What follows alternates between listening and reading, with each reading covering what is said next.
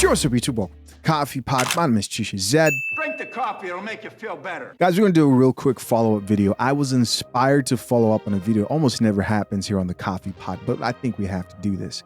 Do you guys remember the video of the young lady who was dating / marrying a single father who was 19 years older than her?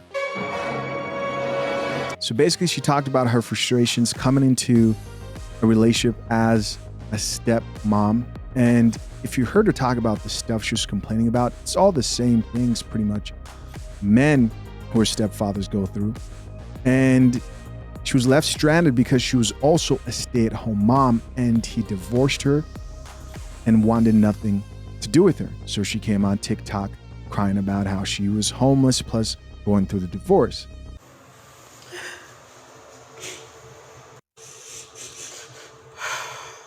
So I gave my opinion about that, and the more I thought about that video, I thought to myself, I think I want to revisit a couple of things. And listen, guys, I'll start here. I saw a lot of people talking about how the father should have checked the son for being disrespectful, and I agree. And I wasn't very vocal about that when I was actually reacting to the video the first time. I believe that as a son, as a child in a relationship, you should speak to adults with respect. When she was talking about how the son and the father would communicate with her, I was confused at who was disrespecting who, but it was very obvious that she didn't really think that the son was respectful in the way that he communicated, and the father wasn't doing much about it. And I agree with that. I wish I was more vocal about that. The other thing I saw a lot of is somebody said that she's not 100% to blame. I thought I was upfront about that, but I guess I could have definitely done a better job. I'm going to be honest. Now, here's the thing. The motivation to revisit this topic didn't come from me seeing people disagree with me, because if I did that, I'd be releasing hundreds of videos a day. Someone always disagrees with what I say, just comes with the territory. But I genuinely thought I would hate to overlook women who are out here trying. And this seemed like a wife who was trying. She talked about all the things that men want, and she said that she did that for her husband. She cooked, she cleaned, and I acknowledge that those were things that men enjoyed. And she talked about how she was affectionate. She talked about how he never took her on dates. And she talked about how the only time they went on dates were when they were on vacation. And that's not good. And I mentioned that. You know, that's how people change over time, grow apart, and end up not knowing each other. Two people in a relationship need to spend time. And I also want to acknowledge that this chick was trying. She was trying. And I want to make that clear. And I can't overlook another point that I didn't stress. You probably won't like this, though.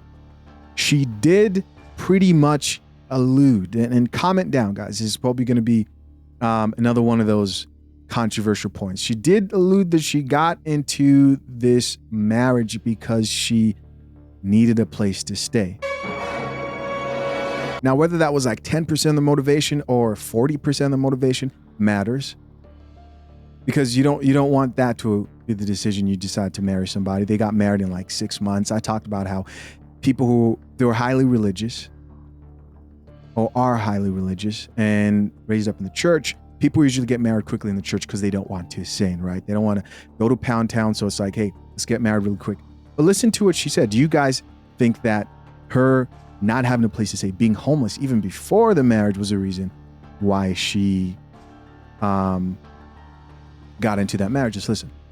I was dating a single father, not for long at all. And I think that's where the big problem lied. And then we got married, and I felt so pressured and so rushed. But as a Christian, I was thinking I really should take this leap of faith, because at the time I had nowhere to live. And so I lived with him. Okay, so did you guys hear that? I'm gonna play one more time. Take this leap of faith, because at the time I had nowhere to live. And so I lived with him. At the time, I had nowhere to live, and so I lived with him. It seemed more like it was a convenient decision to get into that marriage. This is not me discrediting the effort that she made, because I want to make it clear that we can't be out here saying we want women who are feminine. We want women who cook. We want women who clean. And when a woman who comes along does that, and she says she's no problem doing that, because what she wasn't saying is what we usually hear. I will never cook for my husband. I will never clean for my husband. And I want to give her props for being a woman who was trying. Congratulations. Drink the coffee, it'll make you feel better. That's for me. That coffee's for me. And on top of that, can we also agree that it being convenient because you have no place to stay, deciding to marry somebody could result in a failed marriage? There's that too. And then, of course, I have the comments from men who have been through the stepfather treatment. I've never been a stepfather, but to the guys who've been through that, they were just like, man, that's the same thing men go through.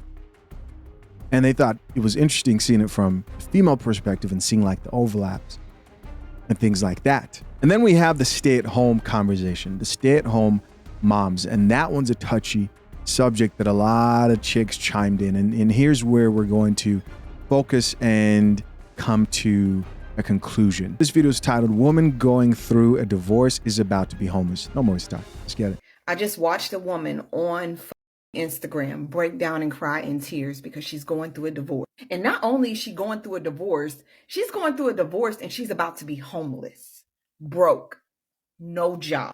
She's bouncing from place to place with her family, her mom, because her mom has connections with her job that has like vacation spots.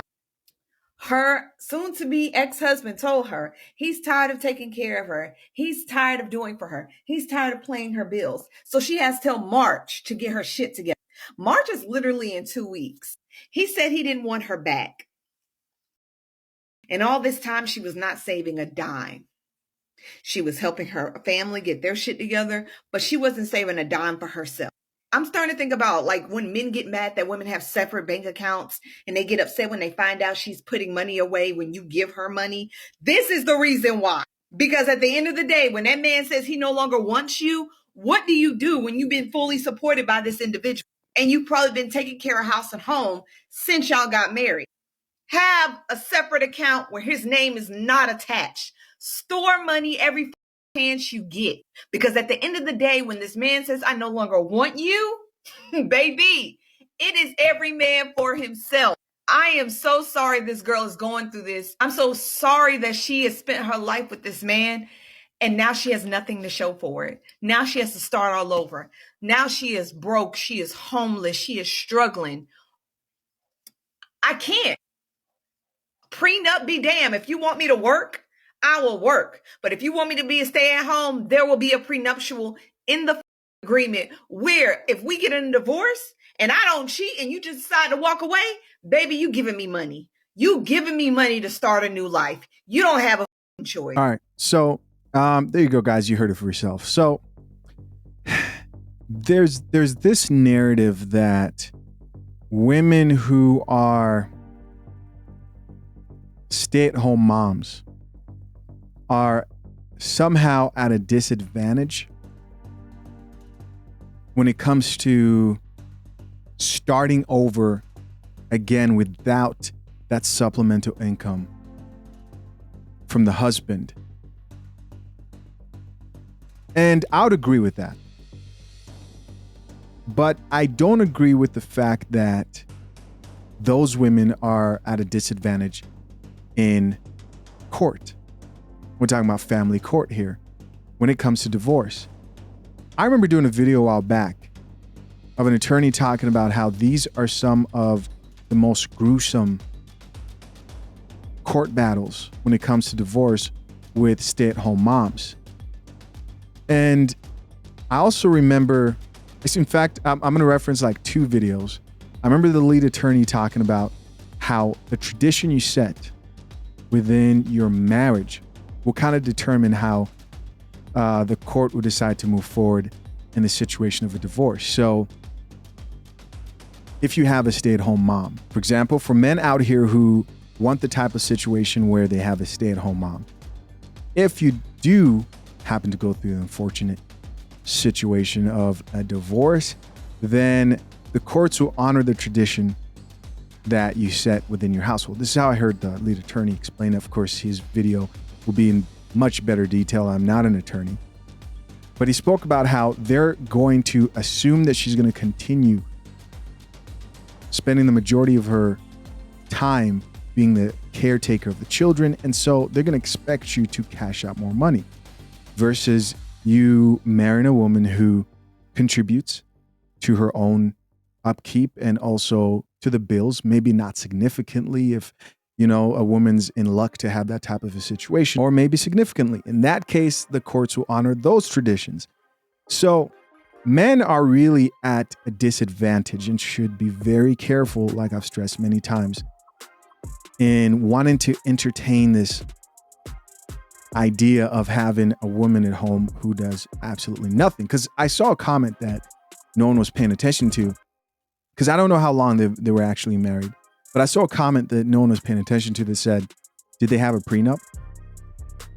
Because if they didn't, then things could get really messy. And for who? Get really messy for that man. If you guys want to check out the video that I'm referencing, you can search expert attorney warns men to avoid marrying women with these professions, the Coffee Pod.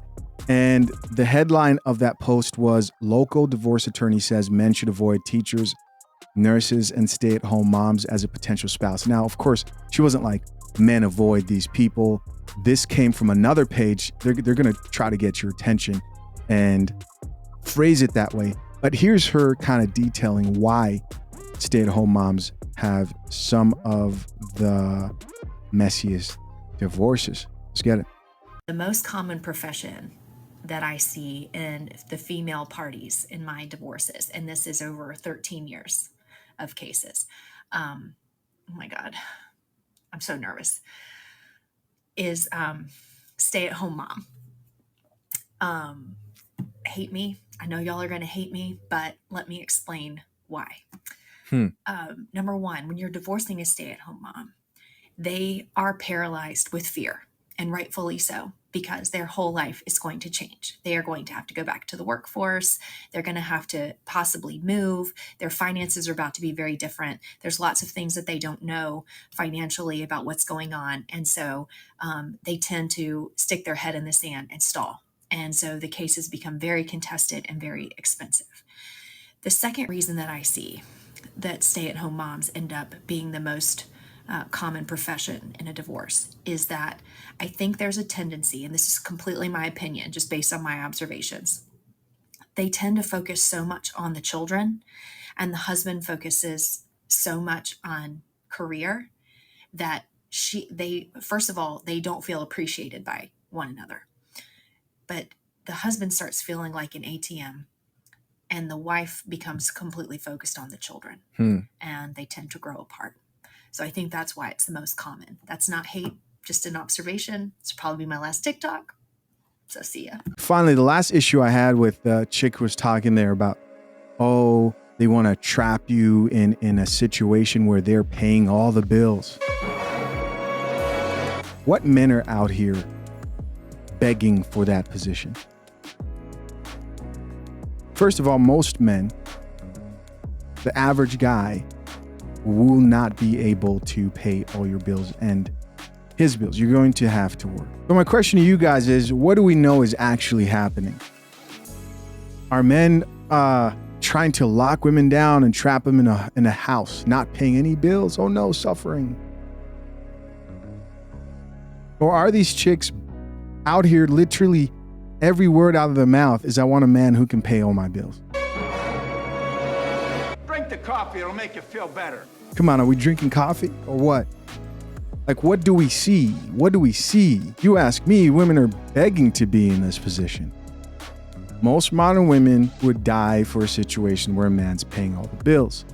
And again, I don't think that's the most ideal. I think more men should proceed cautiously with that type of dynamic, just because there are disadvantages and probably advantages to it. But definitely a bad situation when the divorce if and when the divorce comes. Guys, listen, we've got a few comments here and then we're going to end this. First comment here says, I was a stay-at-home mom for the whole 20-year marriage. My sister told me to put money away. When he left, I had $40,000 saved. Somebody else here says, my daddy always said to have your own money no matter what, married or not.